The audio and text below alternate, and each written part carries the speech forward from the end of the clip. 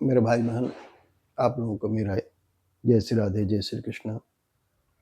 श्रीमद् भागवत महापुराण प्रथम स्कंद के इस 32वें अंक में हम आप लोगों से चर्चा करेंगे।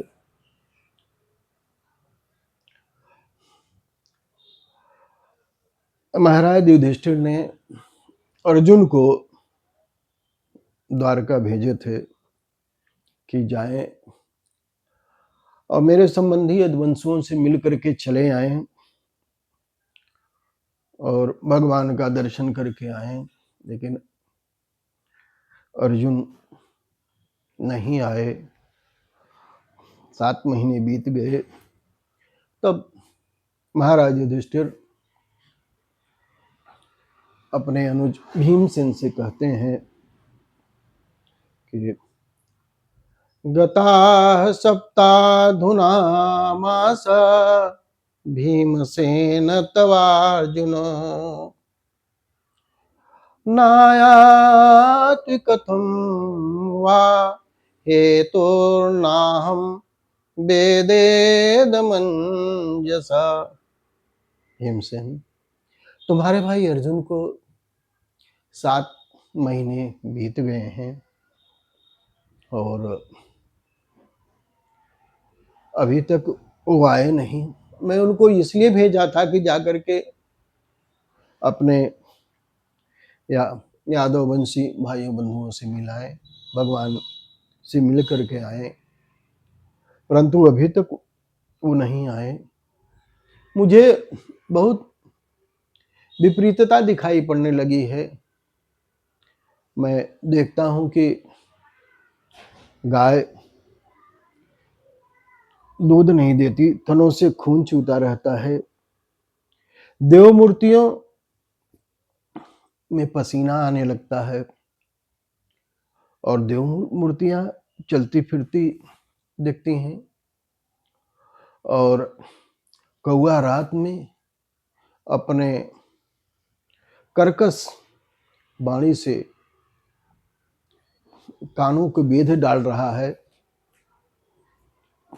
और जो गाय, हिरण आदि जो अच्छे पशु हैं वो मुझे अपने से बाएं कर देते हैं, और गधे आदि जो बुरे पशु हैं वो मुझे अपने से दाहिने कर देते हैं। और लोगों में अब लोभ मोह की वृत्ति आ गई है, मित्रता में भी छल रहने लगा है, और मुझे ऐसा लगता है कि नारद जी के द्वारा बताया हुआ वह समय आ गया है और सारी विपरीतताएं मुझ में दिख रही हैं, सारी विपरीतताएं मुझे दिखने लगी हैं।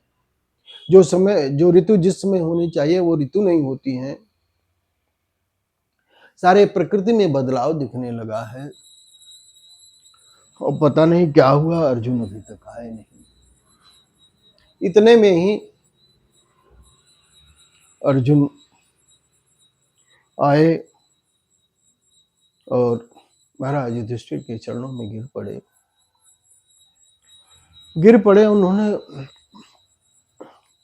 उन्हें देख करके महाराज युधिष्ठिर को बड़ी शंका हुई। उनका कमल के समान मुख कमल सूख गया है, मुख पर कांति नहीं है और बहुत अर्जुन आतुर हो रहे हैं। उन्हें इतना आतुर कभी देखा नहीं गया था, और ऐसा देख करके महाराज युधिष्ठिर ने पूछा कि अर्जुन, मेरे भाई जो यादव लोग हैं, भाई बंधु, वो लोग सुख से तो है ना? अनिरुद्ध, सांब, बड़े बड़े जो महारथी हैं, ये लोग सकुशल हैं ना? भगवान गोविंद की कृपा सब पर बरस रही है ना? उनके अनुज बलराम जी सुखपूर्वक है ना?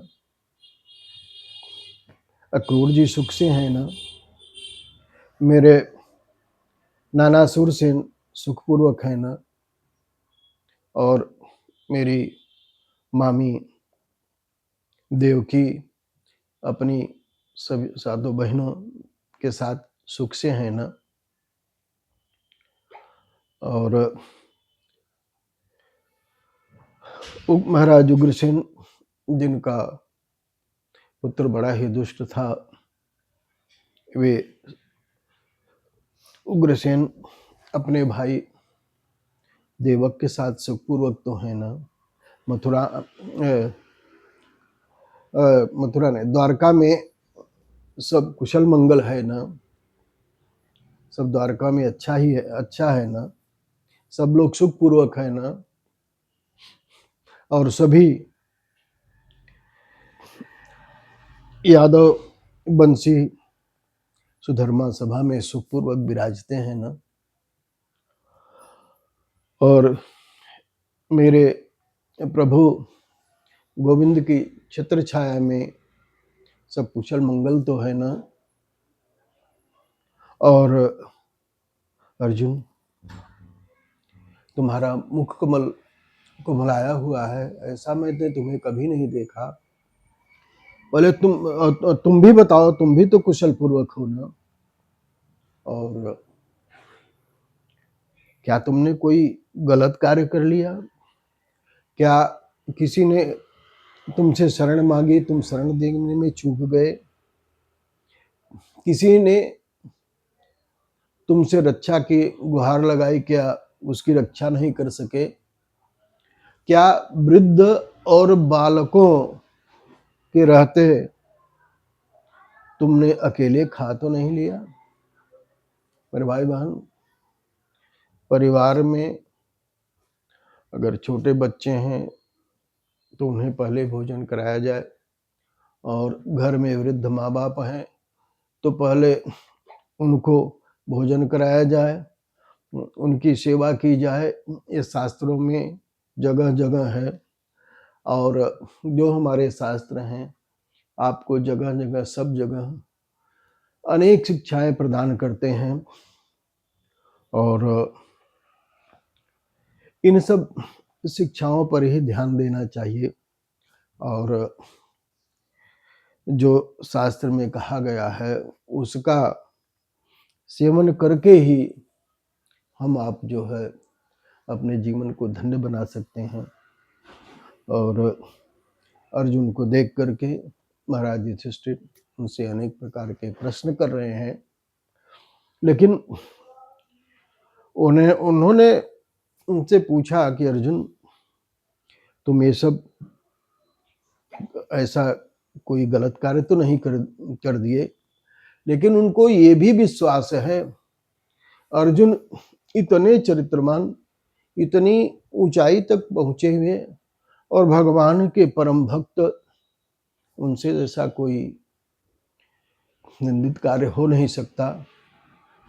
यह महाराज युधिष्ठिर को विश्वास है। वो कहते हैं कि भाई, तूने ऐसा कार्य तो किया नहीं होगा।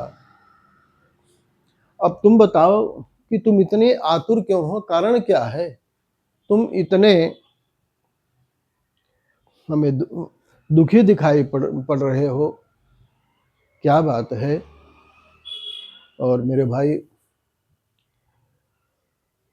तुम कोई ऐसा निंदित कार्य नहीं कर सकते, तुम ऐसा कोई गलत कार्य भी नहीं कर सकते हो, तो वहां पर तुम बहुत दिन तक रह गए, किसी ने कोई तुम्हारा अपमान तो नहीं कर दिया, तुम्हारे स्वागत में कोई कमी तो नहीं हो गई?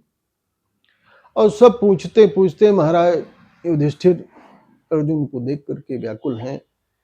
उन्होंने कहा कि अर्जुन, मुझे तो ऐसा लगता है कि जिनके चरण कमलों से इस धरती का सौंदर्य था, और जिनकी छत्र छाया में